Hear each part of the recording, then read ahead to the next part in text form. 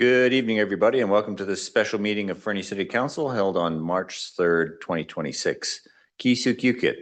We acknowledge that the City of Fernie is located within Kukinamakis, the unceded territory of the Yakitat-Nucleate First Nation. We recognize that we live and work within their vast lands. Akanahunik are from Yakitat-Nucleate and are members of the Ktunaxa-speaking peoples of British Columbia, Idaho, and Montana. I will call the meeting to order at 6:31 p.m. and ask for a mover and a seconder of the following staff recommendation: that the agenda of the March 3rd, 2026 special meeting be amended to move item 14.1 correspondence before item 11 business, and that the agenda be adopted as amended. Moved by Councillor McIsaac, seconded by Councillor Hamilton. Any discussion? All those in favor? That is unanimous. Thank you. Thank you. I'll now open the floor to public participation and invite the public in attendance or participating electronically who wish to comment on items listed on the meeting agenda in accordance with section 3.7.3 of the procedure bylaw to address council, except speakers must not address council regarding a matter for which a public hearing must be held or has been held pursuant to the Local Government Act prior to council's consideration of the matter or adoption of the bylaw. And for our purposes tonight, that's specifically items 10.1 and 10.2 on tonight's agenda.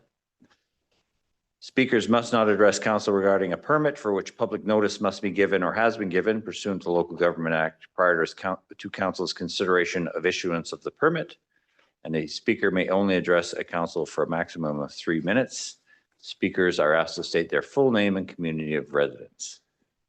And we have no one in the gallery and anyone online. Seeing none.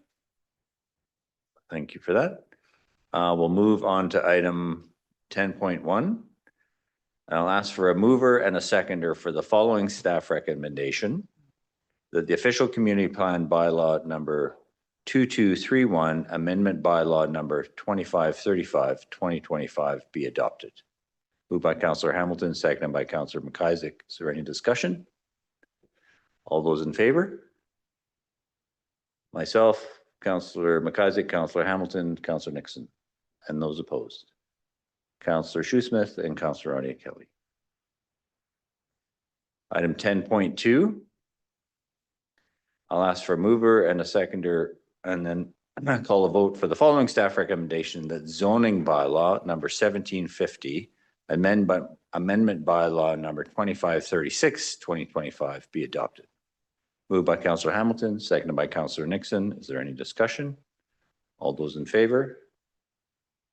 Councillor Hamilton, Councillor McIsaac, myself, Councillor Nixon. All those opposed? Councillor Audie-Kelly, Councillor Shoesmith. And with that, we will move on to item 14.1, correspondence, and an invitation to join the Downtown Business Working Group forwarded by the Fernie Chamber of Commerce.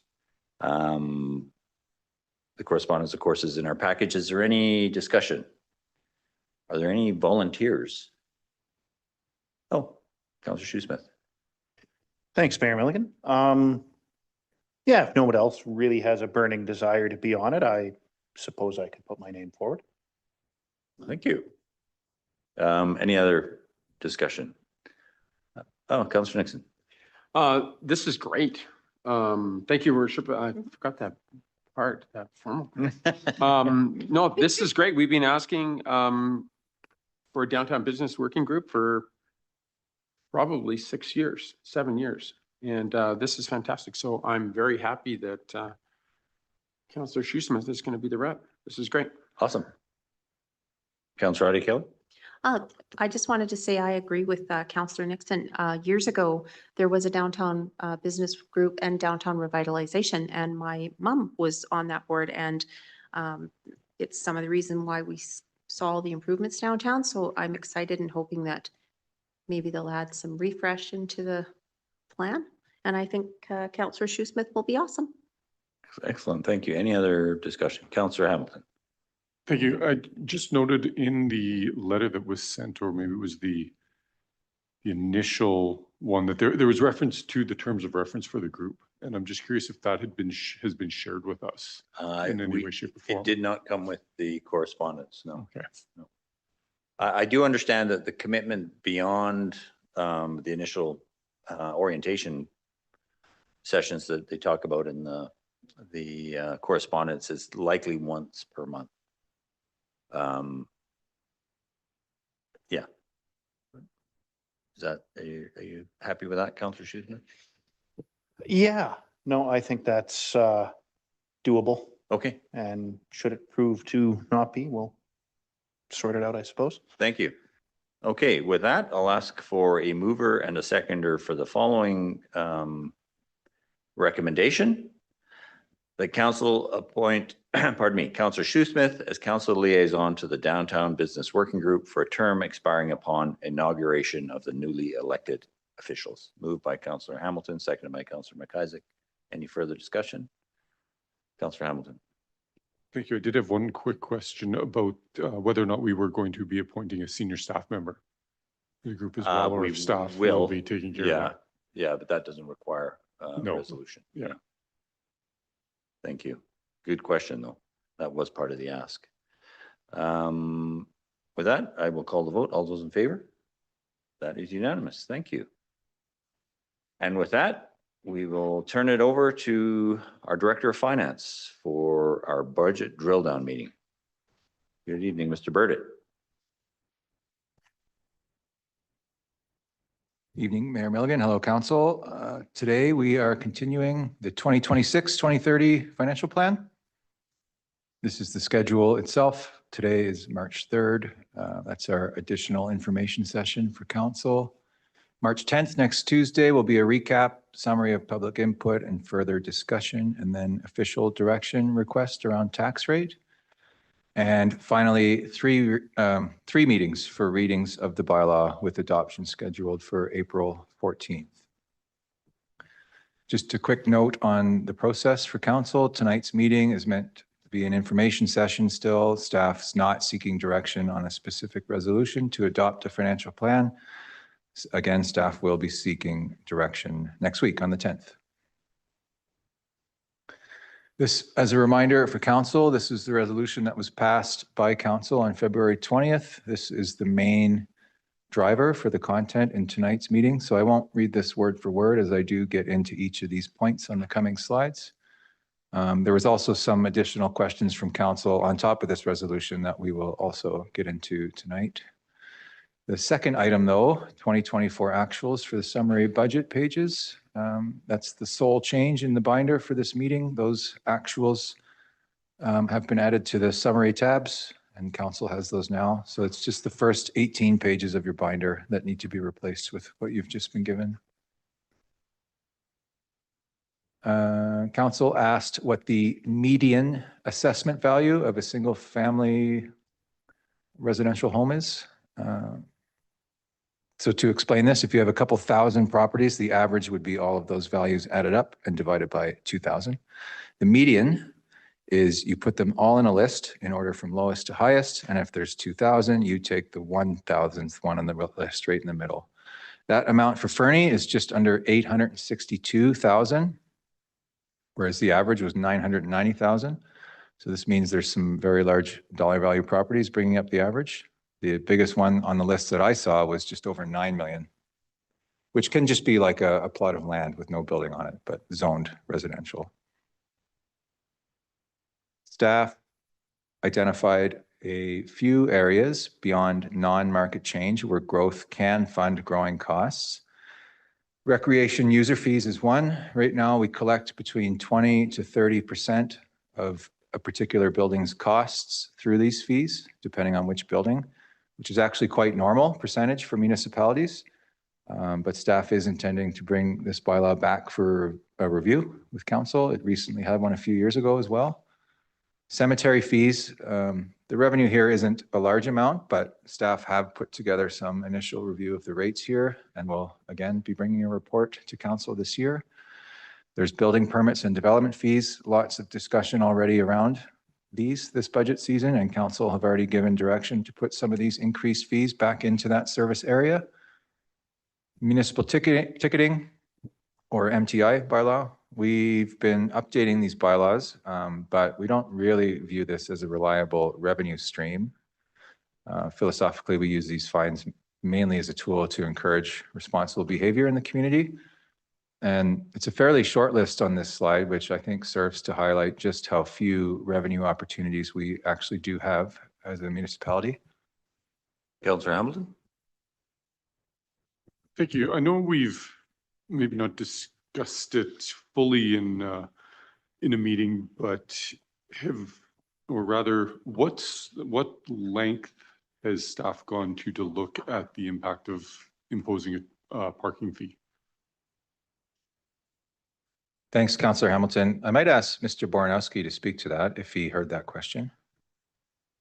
I did. Thank you, Mr. Burdett. We've only looked at this at a very preliminary level because imposing parking fees is a pretty major program to implement and then to enforce. So it is something that Mr. Burdett and I have discussed, and I discussed with Bruce Lennox, our past director of planning, while he was overseeing bylaw enforcement, but we haven't advanced it up the ladder at this point, just due to how much community consultation engagement and then just how much work it is to implement that kind of a program. Sorry, if I could add to that, Mr. Bornowski, have we considered, not unlike Tofino, having a visitor parking fee and those fees waived for residents in Fernie so that visitors are paying, but residents aren't? Yeah, certainly that would be the initial approach, would be to look at where are you charging for, in what zones, and then how are you managing locals versus visitors so that you can reduce the impact on people who need to park in front of their houses. Some houses don't have off-street parking or homes, while also trying to generate some revenue that then can be reinvested into the streetscape and walkability and drivability of Fernie. Thank you. Councillor Hamilton? Thank you. Since we're not quite at the stage of discussing the tax rate bylaw, but we're still kind of in the drill down and looking at all the scenarios.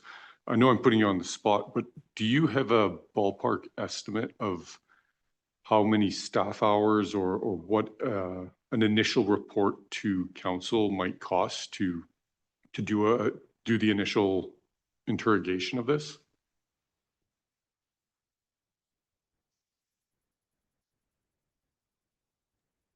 I don't have a good estimate for you at this time. It's not a 2026 project that's on the books, but what I can do between now and the next meeting is put an estimate together with the team so that you could have an idea of what establishing that kind of a project would be in 2026, based on like what's an initial assessment and then understanding what might be the steps past that initial assessment in terms of consultation and engagement and planning. Thank you, Mr. Bornowski. Councillor Kelly? Thanks, Your Worship. CAO, I would also kind of want to know what would have to be set aside to accommodate if you were having to fit that into your work plan. What would that disrupt? Thank you, Councillor. Back to you, Mr. Burdett. Thank you. This slide is projection of reserve contributions related to the recommended 25% of growth-related revenue. I'm going to stop sharing here and then share a spreadsheet. So this sheet shows, this is the amount here that's optional for council. This 51,600, this is the 25%. And then I just build it out for 30 years at roughly our current interest rate that we earned in 2025. And so the spreadsheet goes for 30 years. And if you don't spend that money at the end of 30 years, you would end up with 4 points in the bank and earn 1.5 worth of interest over that time. The way the spreadsheet works is balance is zero, annual contribution, ending balance, beginning balance, interest. And then this goes up a little bit because 0.5% of a tax rate will increase as our tax base increases. And so if, for example, we wanted to double it this year and put in roughly 1 full % of tax increase, most of those numbers just double, a little more than double, 8.4 at the end, and earning $3.3 million of interest over that time. If council did something similar to what we did in utilities and add a % every year, copy that to the bottom, then we end up with 96 million at the end. So you can see it grows quite fast, 26 million worth of interest. If council did what we are doing for water and sewer exactly, which is only do 1% for the next 10 years, then, 62 million at the end, 20 million worth of interest. And just for comparison, our current contribution to reserves, not including the RMI program and the Canada Community Building Fund, which used to be called gas tax, is 3.5 million. So these numbers get to be quite large over a long period of time, which again highlights the power of compound interest and saving early. I can run more scenarios in this spreadsheet, but that's just a pretty high level projection with a basic spreadsheet for council, which I'm not, if the person that asked that question wanted a little more detail, I could prepare that too, but that's what I have for now.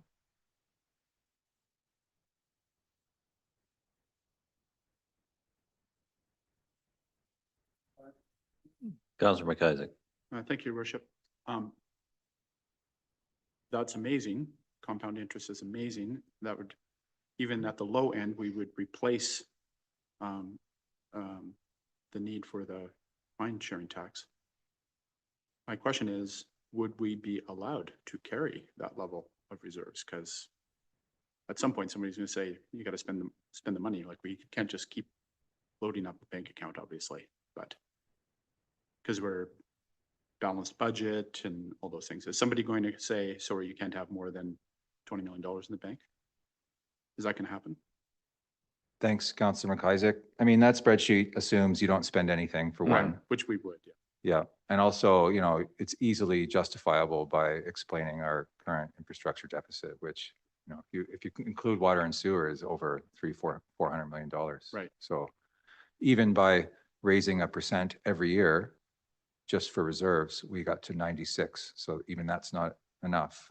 It's just chipping away at this deficit is the idea of slowly transitioning to saving more money at a level that's not too punitive to current taxpayers. Yeah, and I appreciate that.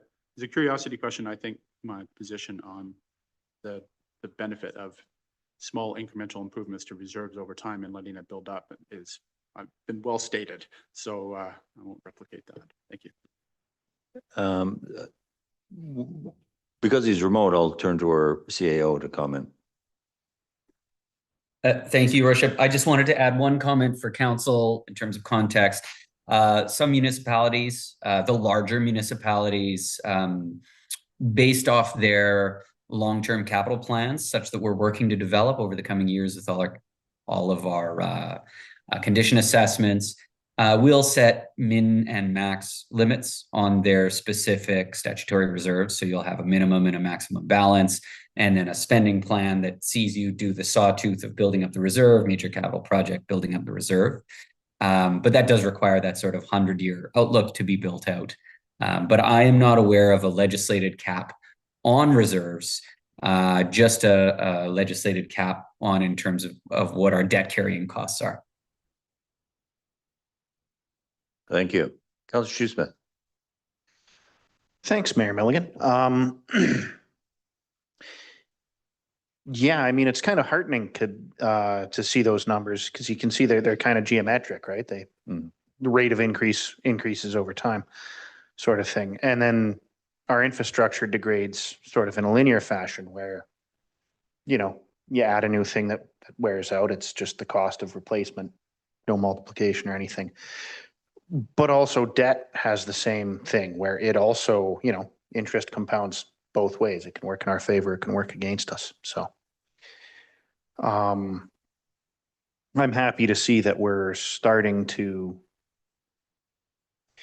build up those reserves and make those contributions as we should, just given the many hundreds of millions of dollars worth of things that will break over the course of the next half century. Thank you. Councillor Audie Kelly? Thanks, Your Worship. Part of my question was answered by CAO Barnowski because I didn't think there was a legislative cap on what we could carry. But 25% is sort of the recommended minimum, is it not, CFO? Thanks, Councillor Audie Kelly. I don't know if I would say minimum. It's just kind of the standard I was able to find. The other thing to point out too is that the mine tax agreement is based on BC CPI, which at the time this year was only 1%. I think Canada's CPI was 2.9 or something, or maybe I have that backwards. But anyway, so this is actually quite a low year for the growth of that revenue stream. So anyway, I just want, that's an aside to your question, but that amount also fluctuates too, obviously, every year. And it's also 2034 expires, correct? I have a slide about that, but I actually had the year wrong in the report. It's 2032. Yeah.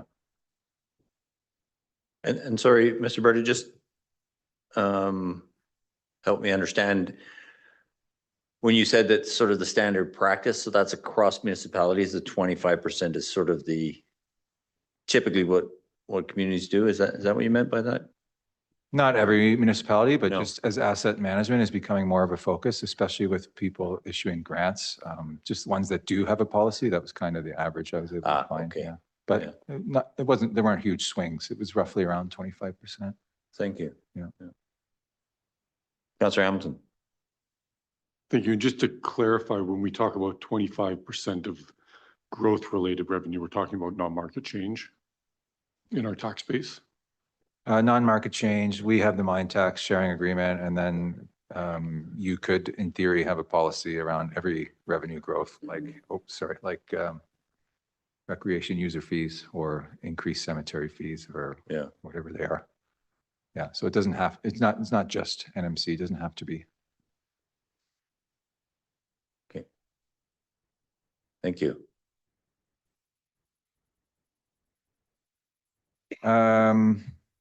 Council requested a breakdown of training expenses. Sorry, Mr. Berta. Oh, yeah. Councillor Hamilton?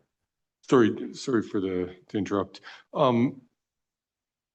I appreciate this spreadsheet. So a week in the making, and then our last meeting, you said it took 2 years to kind of build the spreadsheets for the water and sewer reserves to project that out. Is this something that is on your work plan and in your goals or what you are working towards over the next couple of years, is to build this out for the rest of the organization and the assets that we manage? Thanks. That's a great question. Yes, it is. We recently had the IICP update, which focused on a lot of our streets assets, which I have a slide on here later. The next big missing gap in terms of data would be our facilities. So we've got the facility assessment project in the capital list. So I'd like to build out the infrastructure gap for those too and project that reserve. And then we have our fleet, which we have a pretty good handle on replacement schedule for those, but still those increase in cost as well. So yeah, I would like to have that spreadsheet for all of our asset classes. This one I just showed you is very simple, but the one for water and sewer, it was, it was 2 years gathering all that data. So that's what we're doing now for the rest of our assets. Thank you. Council requested a breakdown of training expenses by employee type and by category, including training, credential or certification maintenance, and professional development. While expenses can be grouped within these general categories, the reality is that training requirements vary significantly depending on the nature of each role, regulatory requirements, and the timing of certification cycles. Training across the organization is structured under the city's training and professional development policy, which distinguishes between mandatory training, short-term elective professional development, and long-term elective development requiring CAO approval. This framework provides governance, approval controls, and annual eligibility guidelines by classification to inform our budgeting. A significant portion of training expenses relate to mandatory credential maintenance positions such as building officials, engineers, accountants, HR professionals, planners, utility operators, asset management professional designation are required to maintain ongoing certifications and continuing education credits in order to remain qualified. Travel, conference attendance, and professional memberships are often directly tied to maintaining these credentials and are therefore also regulatory or compliance driven rather than discretionary. In other areas such as fire and emergency services and aquatics, qualifications must remain current. However, much of this training is delivered in-house or through train the trainer models. Recertification cycles occur periodically, meaning costs fluctuate depending on timing and staffing changes. Because certifications expire cyclically and new hires reset credential timelines, it's not easy to assign a fixed annual training cost to each role. A little more detail here on this slide. These are the budgets for the last 2 years. On the left, the total you can see there. We invest in safety-related courses directly, which can include courses like operating a chainsaw, confined space training, chlorine handling, things like that. Then I've split out this certification-related training. These are for the roles that I talked about on the previous page, like accountants, engineers, asset management, HR. The remainder is what we have left for other roles that don't necessarily require training, but are people we'd like to invest in as employees of the city. So this would typically be courses for admin type roles, bylaw training. There's a few other examples too. So this year, just a small $10,000 increase, which is mainly related to more training for safety related courses. The table at the bottom right there is a snip directly from our training and professional development policy that outlines what dollar amount each type of role in the city is entitled to.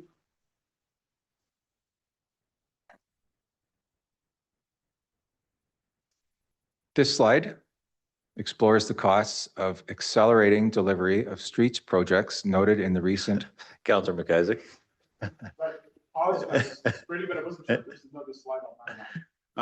Thank you, Worship. I just wanted to comment, Your Worship, as opposed to a question. And I don't know if Director Burdett intentionally followed that with the reserve thing, but an important statement was made there, and I don't want to have it glossed over, and that is just as important as investing in our bank accounts and the long-term financial stability of the community is investing in our employees. Money can't go out and unclog a drain. It simply can't, or go down into a hole when it's necessary to fix something. So it is, regardless of how much we talk about the other assets in our community, they are the most important asset that we have, and investment in them, I think, should not be, what's the word I'm looking for? Parsimonious? Yeah, it should be judicious. That's all I want to say. Thank you. Well, and if I could comment as well, just reflecting back on the earlier conversation about our utility fee increases and the 100-year, the work we did in terms of a 100-year forecast and making changes to our fee structure accordingly, that was a direct result of professional development, as I understood it. Employees being away, being exposed to these processes, coming back, applying them here, putting us in a better position to manage our future. Yeah, that's a great point. That spreadsheet came from attendance of an asset management class. And you know, that's where the municipalities in the province are heading. So if we're not at these courses, we're falling behind for sure. Yeah, just reflecting on both yours and Councillor McIsaac's comments that it pays real dividends in terms of the future of our community. So thank you.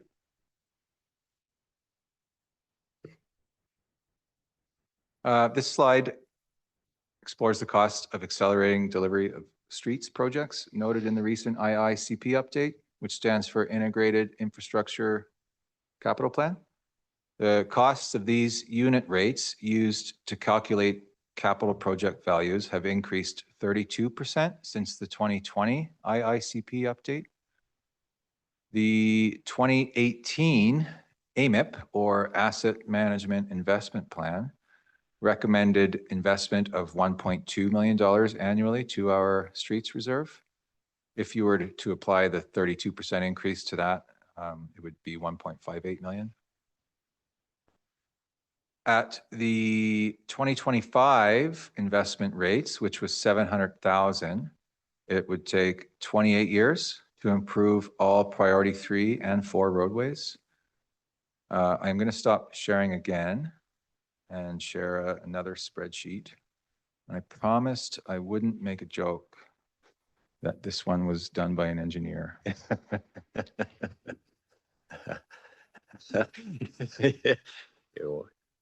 Sorry. Yes.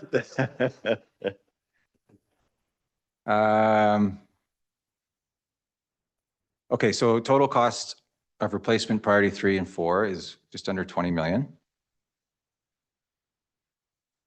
Our AMIP recommended contribution level is up there just for reference. This was last year's contribution. Currently proposed is 1.1, which does lower the replacement timeline of those priority 3 and 4 assets to just under 18 years.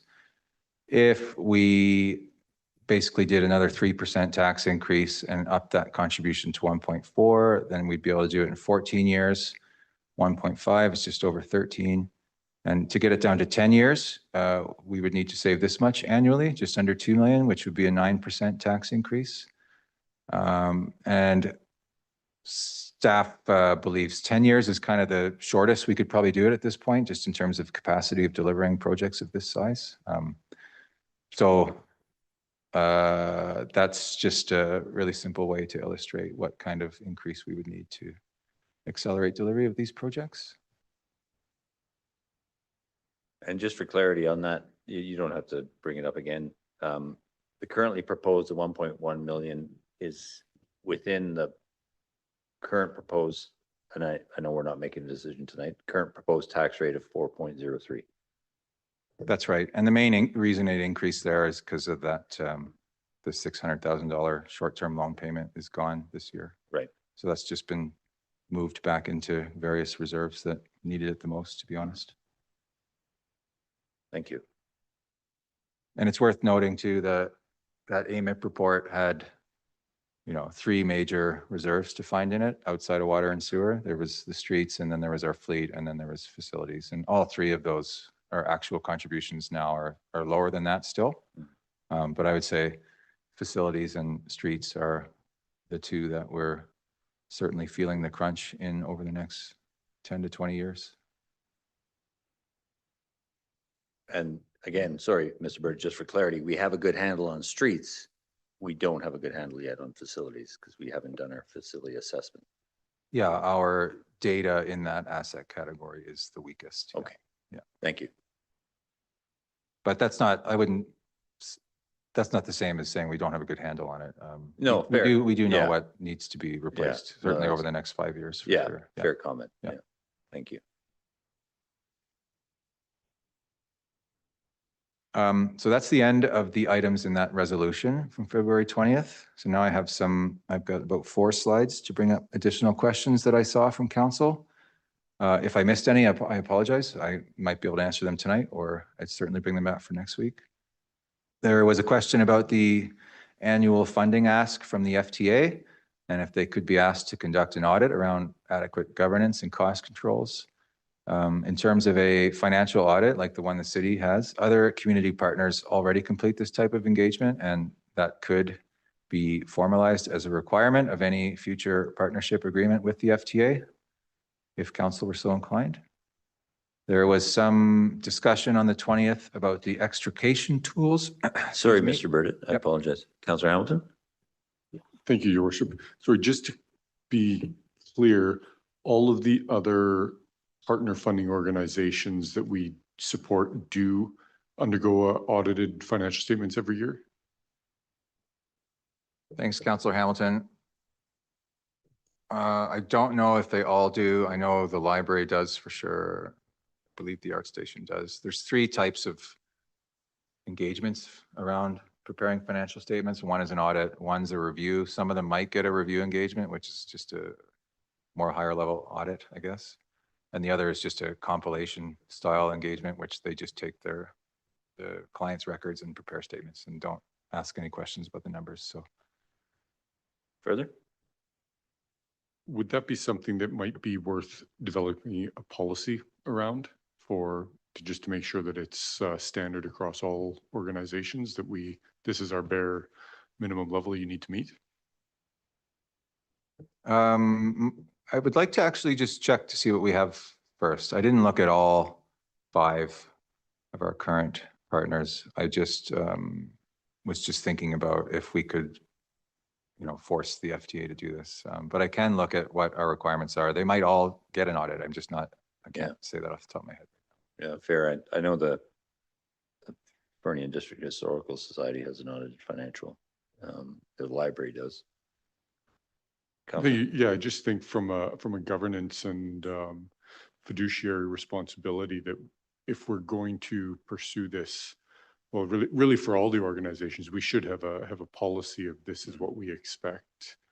Doesn't matter if you're the library, the FTA, the Arts Council, whoever approaches us, that this is kind of a checkbox of requirements for financial oversight. Yeah, I think it makes good sense. Yeah, there is a requirement that they provide their financials every year to the city. I just can't remember if they're all audited or not, which I should have had the foresight to think about. Second point here, there was some discussion on the 20th about the extrication tools for Fernie Fire and Emergency Services.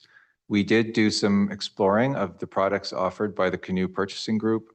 They do offer competitive prices on these items and other fire equipment, like the 4 sets of turnout gear that we purchase every year. So staff will explore these prices when we get to purchasing these items in the current year budget. As for the extrication tools specifically, staff do still believe that the current tools are serviceable, but we'll explore the possibility of a staggered replacement program in future budget cycles as we do more work on our maintenance schedules and things like that. Thank you. And presumably, and I'm sort of looking at the chief, the battery-powered extrication tools would be explosion-proof, like they would be suitable for hazardous environments. Thank you. Yeah, thanks.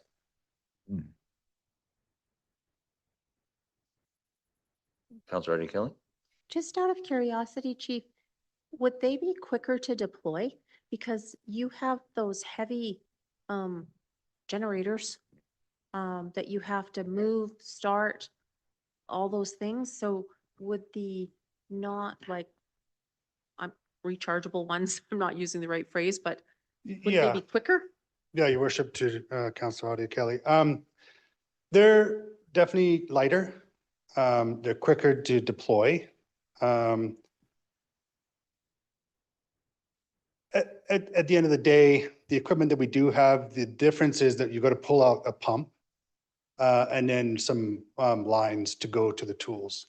The only difference once that's happened, really, once that is deployed, then is just the difference in weight and the amount of power. So the new battery ones have a little bit more power. You can do a little bit more lifting or cutting of the high strength steel.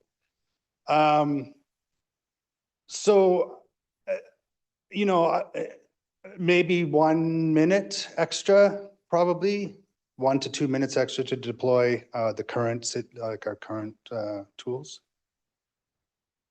If that answers your question. Councilor Shoesmith? Yeah, thanks, Chief.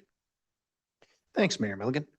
Yeah, as a guy that's definitely worked with a lot of heavy duty hydraulic tools and such, not dealing with lines is kind of nice, especially if you're working hard and you're tired and, you're tripping on them and stuff. It's, I mean, not really, I suppose, up to council what tools they buy and when, but I'd like to see them get some nice stuff. That would be good. Yeah, I don't disagree. And I think maneuverability, of course, you didn't really touch on that, Chief, but that would be one of the one of the key advantages of a untethered battery powered tool. But you are proposing as I recall from the report, a plan to phase those in over time as an effort in financial prudence. Please.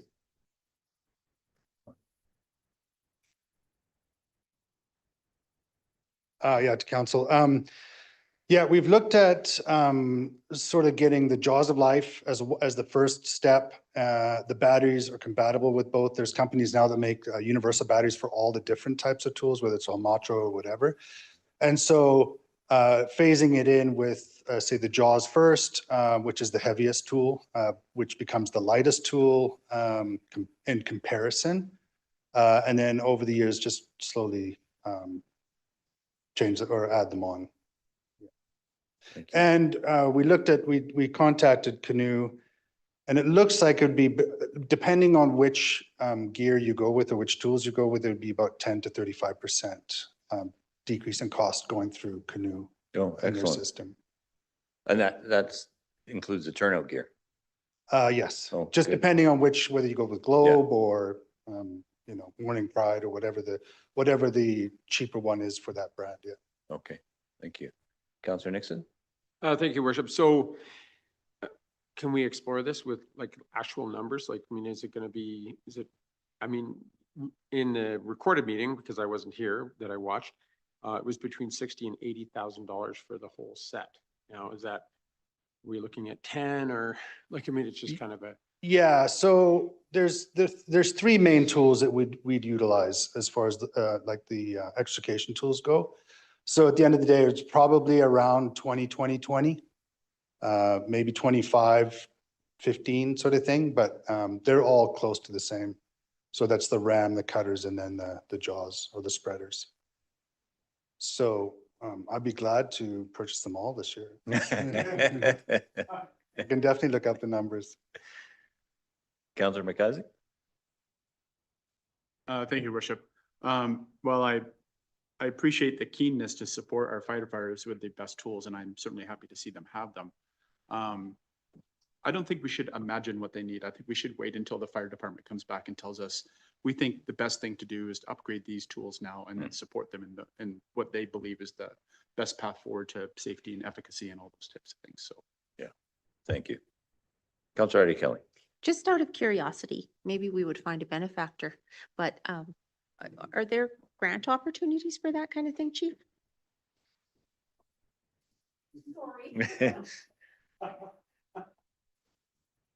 Worship to Councillor Audie Kelly. We've looked at all the possible grants out there. The one that is our main one, which is a volunteer composite grant that goes out every year. It's about $30,000. They don't allow it for that. They don't allow it for extrication tools. I've had a DC look at, Deputy Robinson look at all the possibilities for grants over the last week, and there's just nothing out there for that specifically. Thank you, Chief.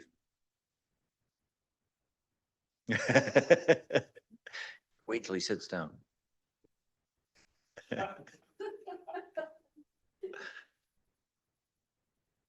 Thank you, Mr. Burdick. Thank you, Council. There was a question about the difference in shortfall from the amount of shortfall from this year to last year. Specifically, last year's shortfall was almost $200,000 larger. The main reason for this, if Council will recall, was that in 2024, Council opted to use the remainder of the COVID relief funds, which was $296,000, to offset rising costs at the pool. The pool was getting back to pre-pandemic levels, but then did not reduce the tax rate by that same amount and instead put that amount into reserves. So then in 2025, those COVID relief costs weren't available and required a tax increase at that point to replace them. So the 2025 shortfall without that was actually $327,000, which is less than the $413 this year. I will pause on that item for half a second. To let it sink in that was our fault.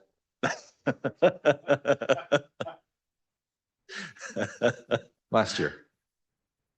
There was a question about the council workstation capital budget of 44,000. This amount assumes replacement of all 7 council workstations due to the upcoming election. It's obviously possible the full amount of this budget may not be utilized, given the possibility of returning council members and maybe their workstations are still fully functional. But that's just a little bit more background on that line.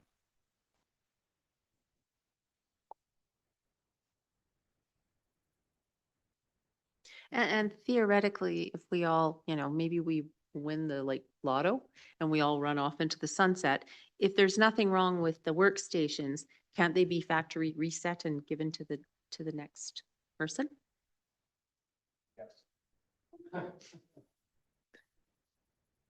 Can the council workstations be factory reset and be given to new council members in theory? Thank you for the question. Certainly, our renewal cycle for computers generally follows like a warranty, but we do, our MSP does track issues with various laptops. So yes, we could reduce that for sure. Thank you. Councillor Hamilton? I'm just trying to wrap my head around the $44,000 in 7 laptops. I know how much I've paid for my totally spec'd out laptop and it's still not that number. So I'm just curious what is included in that budget? Thank you. Included in the budget is the labor cost to actually configure them to our network and deploy them. So that's not included within our operating agreement. Further? Then just as a follow-up as well, do we have any software costs with this? And if software is not factored in there, how much more would it be to make sure that all of the next council has the full Office 365 suite? So this is the capital cost, and the existing licensing would move, like just continue on. So if there were to be a request for an enhanced level of licensing, we would include that in the operating budget. Councillor Rodney Kelly? Councillor Hamilton, like around $8,000 is ringing a bell for me because I remember we did ask about that because we also asked about, say, council having X amount of licenses, not necessarily one each. And I seem to remember that was the cost, was close to $8,000.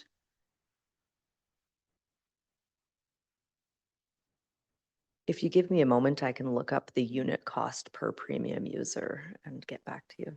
Thank you. Yeah. While we're on the subject.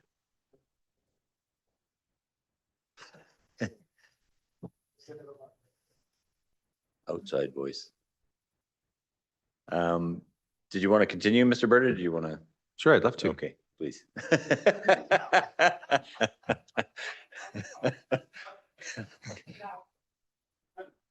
The next question was about the courthouse potentially being occupied by City Hall staff again. Recently, we've had 2 tenants and they've been in there for a while, both from the province. And with those 2 tenants, that building was more or less breaking even, which was our only building that was doing that. But now the demand is not there anymore. We just had 1 tenant leave. And also City Hall is at capacity. So staff are going to consider options to either seek new tenants if there's any out there, or determine if it's advantageous to move some staff back into the courthouse. How many staff could we move in there? Have we done a sort of analysis configuration? I don't believe we've run numbers, but Mr. Bornowski may have something to add to that. No, Your Worship, this relocation and analysis is coming over the coming months. We've got a few months of work to do to look at options and then weigh those options against the costs or revenues. Thank you. Council, oh, sorry. Sorry, Councillor Audie Kelly. Just as an aside, CAO, there's a financial cost, but there could also be a, loss of that sort of water cooler, togetherness, sort of thing. So, I know that you're really conscientious about that, and it would be nice to also, see that there were some, I can't find the right word, and Councillor McIsaac's not helping me. So that people don't feel isolated. If I may, thank you, Councillor. I'm old enough to still believe that having in-person FaceTime is a really valuable part of maintaining a productive organizational culture. And yeah, it's something that we really work to address between our existing distributed facilities and have to carefully consider in terms of adding another one or moving back to another one, because I do believe that isolation was a bit of an issue historically. And while we do a much better job now, I don't want to go backwards. Thank you, Mr. Barnowski. Councillor Nixon? Thank you, Worship. Just curious about the courthouse and the accessibility into the courthouse. Is it more accessible than City Hall? I mean, we're kind of delving into the weeds here, but it's just like, I'm just curious about that for our people that need accessibility. If I may, Council, it is not more accessible than City Hall by any measure other than a raw count of steps. It also would require modifications to be a truly accessible location.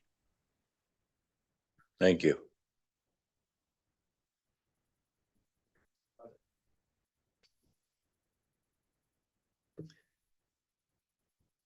Thank you, Council. Council asked if we could see some comparable data to other municipalities of similar size to ours. And I did ask some others like Revelstoke and Kimberley, but haven't gotten a response yet. I will share any responses should I get them. I just wanted to note that this level of data isn't published on websites like Civic Info or even the individual municipalities' websites, not without making major assumptions anyway. So it's not as simple as using the internet to find the information.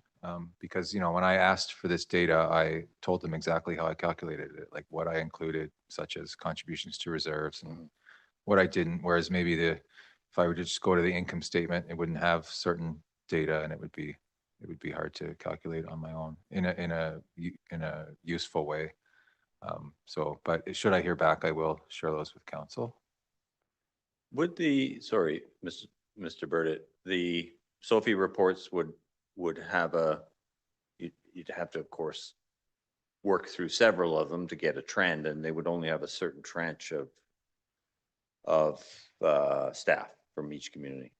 Mm-hmm. And then if I were to take that total salaries and try and compare it to their income statements, they might present their income statement differently than we do. And then they might not have the same levels of data broken out anywhere on their statements. So there's no standard way you have to do your financial statements other than some high level rules. So you can present it however you like almost. But okay, thank you. Councillor Audie Kelly? Thanks, Your Worship. Just a comment. It seems like it would be really difficult to get a true apples to apples comparison, I think so. even with similar communities. And if I recall correctly, when we did work on our compensation policy, the research that was done by the consultant was we were median, right? We weren't at the high end. no, we weren't at the high end. We had some positions that were median, some that were below median. Yeah. And then, even Kimberley, they have different services, like their fire department has a chief and a deputy, I think, and then three full-time staff, and then largely volunteer, so there's differences everywhere. Financial assistance to organizations. There was a question about the other three that we have, and the optional increases presented to council this year, they're a result of direct asks that these organizations made in the fall committee meetings. So if there's no optional increase for council to consider, there was no direct ask from these organizations. And then question about mine tax sharing revenue, just a correction there. The agreement expires in 2032. I think historical agreements have largely been negotiated between the province and what was Teck at the time. And so coming up to this, we'll certainly have to get together with Sparwood and Elkford and the regional district and hopefully EVR and try and figure out I won't say better way to do it, but maybe certainly a more favorable way for the municipalities to try and offset some growing infrastructure replacement costs. And it does remain a significant financial risk for Fernie. That would be a 36% tax increase should that go away today. Councillor Nixon? Thank you, Worship. I'm just on the financial assistance to organizations. That was my, thank you for answering that question. You know, but I think when we freeze the amounts to all of our partners, which we've done for a bunch of years, we're actually giving them less every year, you know, and you know, part of me is like, okay, I would like to see a small increase to each of the organizations so that they don't have to struggle as hard. That being said, I've also rolled up my sleeves and I've done fundraisers for organizations as well in the community, and I, you know, but I think that we're doing them a disservice by not increasing their amount of money that they get on a yearly basis. I don't want to see anybody fall down because this is all part of living in Fernie, right? It's part of the reason people come here. It's not because of our pipes, because they don't see our pipes. It's not because of our, you know, liquid waste management plan or whatever it is, right? Like, I mean, they come here because, oh, look at that. They have an incredible library. Oh, they have an art station. They have a senior center, all that kind of stuff. So you know, we attract people because of those amenities, and I don't want to see anybody fall down on it. So it adds to quality of life. Thank you. Councillor Hamilton? I just want to take a second and, you know, really emphasize what Mr. Burdett just said. If the mine sharing tax agreement were to disappear tomorrow, that's a 36% tax increase to our community. So, you know, when we're sitting up here discussing how much we should start putting away in reserves, we need to be very cognizant that 2032 is coming up in a hurry. And we have no guarantees beyond that date. So if we're not putting away a couple extra pennies now, and you know the math shows that compounding interest is the 8th wonder of the world, a little bit now could be significantly important decision that impacts community in the future. Mm-hmm. Yeah, it does represent a significant risk over time for sure. Yeah. No, I don't disagree. Is there?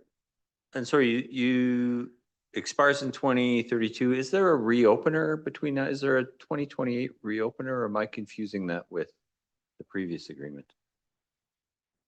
Sorry. Mr. Bornowski, do you know the answer to that? Well, I'll get that from you. I'll find the latest agreement and bring that back to council. Thank you, Mr. Bornowski. And try to do so here promptly while Mr. Burdett finishes his presentation. Thank you.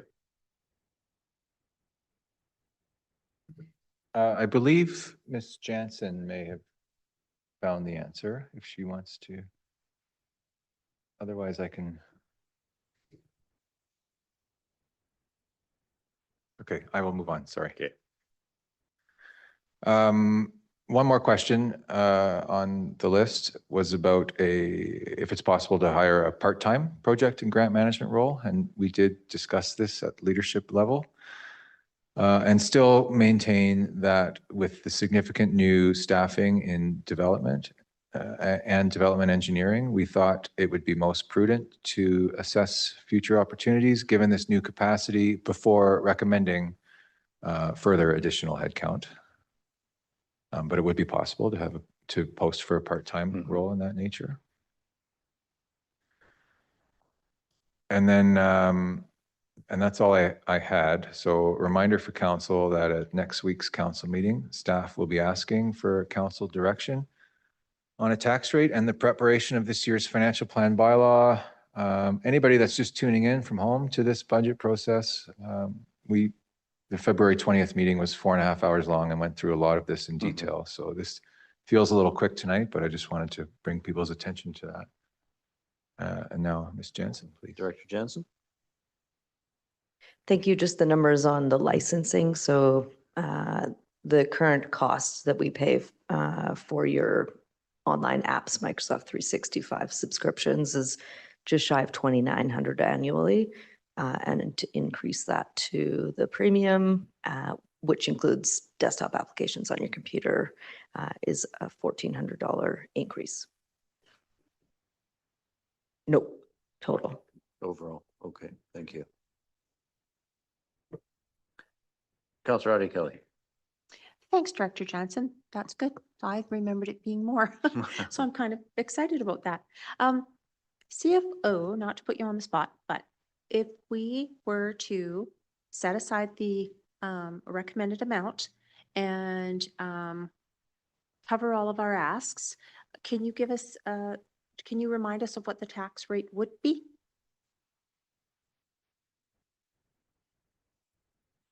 Yes, I can. Councillor Audie Kelly. This is the tool that was brought up last meeting. There's 8 asks here. And I've just got them all selected as yes, and then it adds the cost to the deficit as we go down. And the ending tax increase would be 6.1 if everything was a yes at the amounts as they're shown on this screen.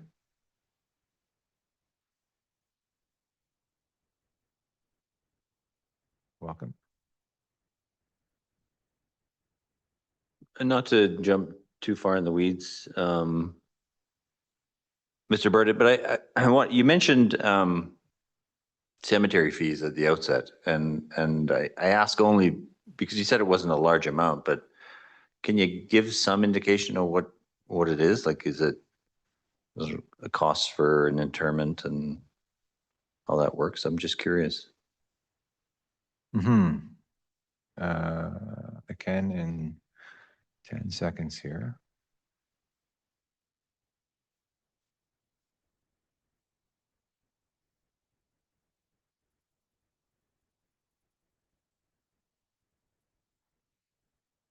Our actuals in 2025 was about $45,000 in revenue. I don't have the individual costs No, per fair. service, but Yeah. yeah, 45,000. But there is also a cost to maintain the cemetery in terms of maintenance and et cetera. Yeah, staff time mostly. You know, the cost in that department is 102,000, so cover about half of it. Okay. Thank you. A lot of that is like salaries and then the equipment we use up there to dig holes. And Yeah. so it's not like, you know, we would still own the equipment, but maybe wouldn't have to replace as much equipment or something. Like, I'm just talking if the cemetery weren't there, not which it is, but you know, I'm just trying to explain the nature of these costs that occur up there. No, I appreciate that. And also, you know what, not to put too fine a point, it's highly unpredictable, right? We have a number of interments in years where we would have very few. So it would be, no, I didn't want to dig into it, but sorry. Councillor Audie Kelly. That was good, Your Worship. Actually, in my day job with the province, I assess eligibility for assistance with funeral costs. So I can tell you that our costs here are pretty low. But the question I kind of wanted to ask was, is our care fund kind of indexed like to increased costs, and same with open close? Like, yes, we have the equipment, but we also have increases in wages, we have deterioration of the equipment and all those things. So are we taking those into account? Like, is our bylaw for that needing updated so that those things are, I'm seeing Director Weir nodding. Okay. Maybe that's the answer. Absolutely, the bylaw needs to be updated. We do have a cemetery reserve, which I believe you asked about, which has a balance of 365,000. There is a pretty strict regulation on what that can be used for. So even if we purchase something like a new columbarium, can't use that reserve. Oh. So I'm not an expert in that legislation, but we have discussed ideas on how we can utilize those funds a bit better. So I'm hoping that'll be, well, I'm expecting that'll be part of the report that comes to council at some point this year. Further? Yeah. I'm not sure if we have, but some municipalities have resident and non-resident rates. And the non-resident rates are considerably higher than the resident rates. So things like that to take into account. Thank you. Yeah, and going through your report, Director Weir, did you have a comment? Mayor through to Councillor Audia Kelly, we do have non-resident and resident rates, and the non-resident are significantly higher, but the fees haven't been updated. I was just checking 2008. So they are certainly out of date and low we've done the research compared to comparative communities, and they need to increase to cover our costs. Thank you. Thank you very much. And that was true in a number of areas, was that level of research in terms of comparative communities and what we needed to determine where we sat on the scale. So they're not overnight projects. They're not between now and next week. Thank you. Other questions, comments from council?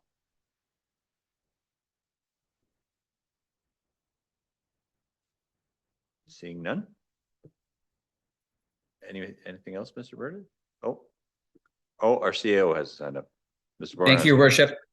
Just specific to the Elk Valley property tax sharing agreement, or the mine tax agreement, more colloquially, it was signed in 2008 and does continue until December 31, 2032. There are options for reopening, being either agreement of all parties or dissolution of one of the member municipalities.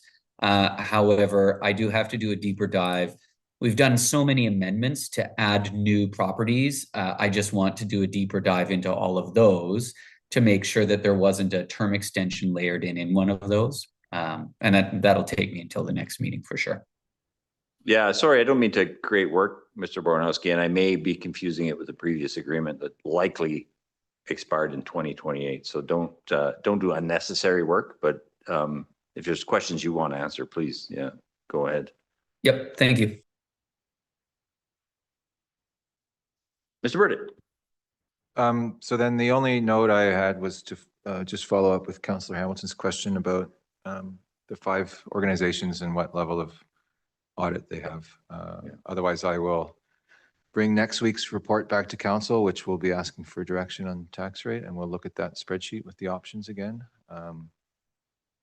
And that's all I had for this evening. I don't think I need a resolution to follow up on that one item, but thank you. No, fair. Thank you. Any other questions, comments from council? Seeing none?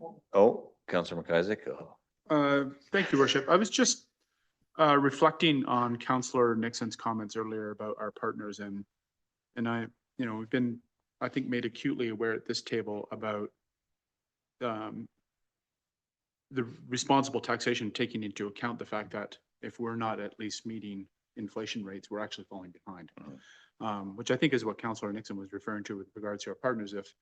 If we're not sort of maintaining at least the inflation rate for them, they're actually living off less money every single year. I think it would be very, I think it would be interesting to discuss and perhaps see what the numbers would look like if, as opposed to freezing the number and every number of years have them come begging with their hat out in hand for some number increase, that we looked at for partnership organizations like the library and so on, where we just had a set like CPI matching increase that's there. Then the only time they're coming is if there's an extraordinary request, and then otherwise they would just assume that we're at least going to keep them on par with inflation. So I'd be curious on to know what that would look like from the CAO next week. If we said from the date that we've done that, or from now, what would that kind of look like going forward to affect the budgets over the next 5 years? What kind of impact that would be like? Have we done any escalators in any of our partnership agreements since? Does the current Fernie District Historical Society partnership agreement have a CPI escalator or something in it? I believe that one's just a flat 2%, not Yeah. tied to CPI. Right. And then Mr. Bornowski. Mr. Yeah, Borowski? Mayor and Council, the Visitor Information Services Partnering Agreement has always had an increase. I do not believe the others do presently, but I do need to double check Council's decision regarding that when it was discussed with relation to the art station.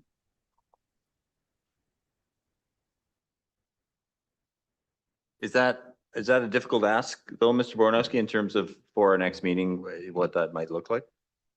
No, certainly I can ask Director Burdett to create a spreadsheet to show the total for partnering agreements and add a column for annual increases.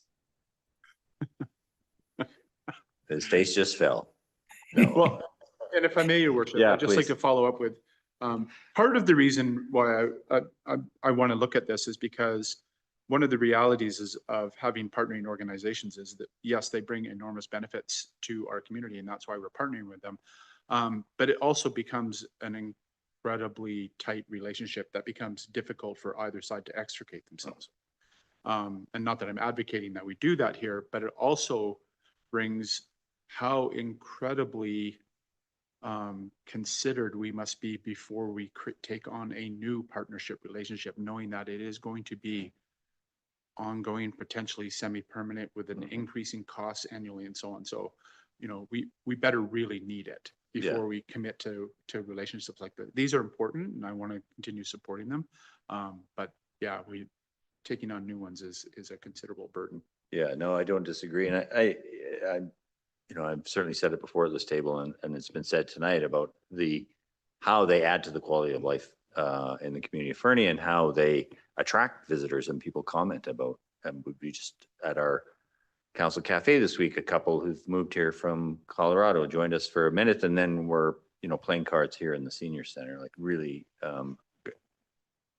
integrating themselves into the community. So the value is hard to capture, but I really do think it's important and certainly worth looking at. But I appreciate that, you know, sensitivity to once you're in it, it's difficult to extricate yourself. And as you say, I'm not advocating for that either, but it said a tool that would have us look at it a bit more closely each time, I think would be valuable for sure.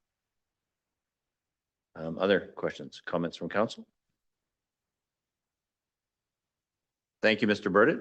Excellent presentation this evening, and all staff who are here this evening. Thank you for supporting this conversation. With that, we do have reports from council members on our agenda this evening. Yeah, that I was surprised too, but our corporate officer assures me that that's totally appropriate. So we did have council. We did have council reports last time, but if folks want to have something they'd like to speak to, I'm happy to entertain that. Councillor Oddie Kelly. Thanks, Your Worship. I'm going to start out on a bit of a sad note. People may have noticed that the flags are half-masted, and they are half-masted in honor of Mayor Garnet Shatosky, who passed, fondly known as Tiny.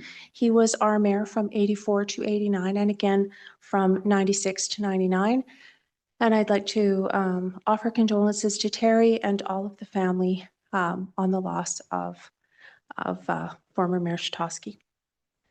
On some happier notes, I was happy to attend the budget pop-up last Friday night at the Ghost Rider pregame with our CAO, our CFO, Burdett, and our communications manager, Ms. Rhodes.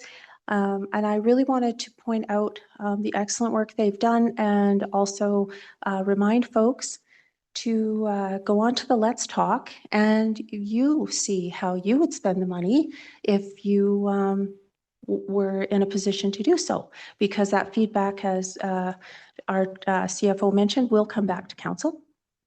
I wanted to highlight that the Rider playoffs are starting this weekend. So go Riders, March 6th and 7th against Golden. So hopefully they can put out those rockets. Looking forward to Grizz Days. Councillor Hamilton and I will be out on the street selling Grizz pins. So you want to buy us one because you don't want to go to Grizz jail. And looking forward to that. And then I wanted to also congratulate the youth archers for their stellar performance at Winter Games. Young Taryn Moocher, who had 4th place finishes, which is just amazing. Delilah Garlick, who's bringing home a couple of bronze medals, some hardware, and Caden Garlick, who's bringing home a bronze and a silver.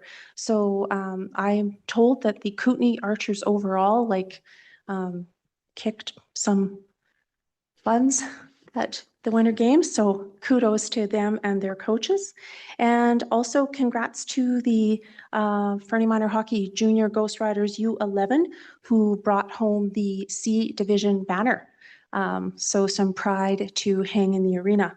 So again, way to go to them. And I also would like to wish Councillor Shoesmith a very happy birthday. Thanks, Your Worship. Thank you. Happy birthday, Councillor. Youth Councillor Farmer.